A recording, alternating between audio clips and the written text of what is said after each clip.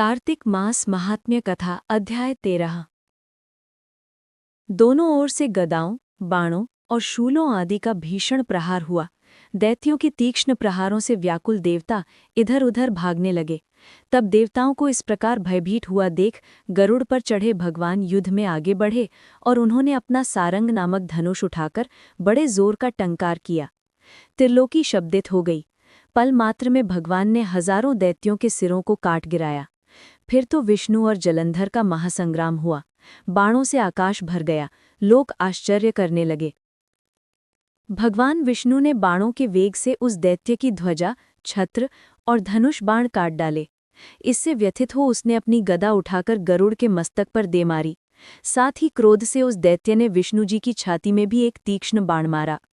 इसके उत्तर में विष्णु जी ने उसकी गदा काट दी और अपने शारंग धनुष पर बाण चढ़ाकर उसको बींधना आरंभ किया।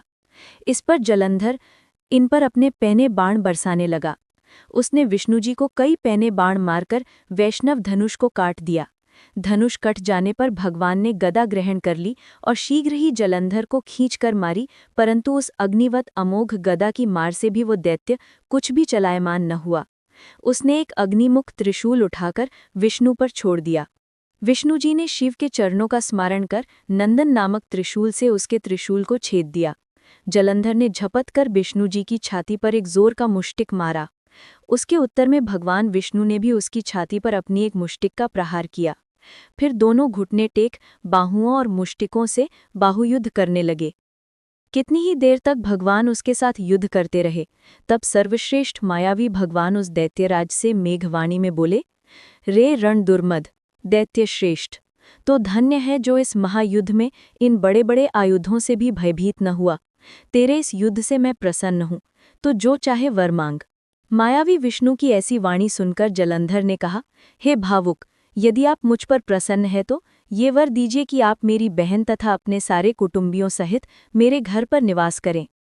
नारद जी बोले, उसके ऐसे वचन सुनकर विष्णु जी को खेद तो हुआ, किंतु उसी क्षण देवेश ने तथास्तु कह दिया।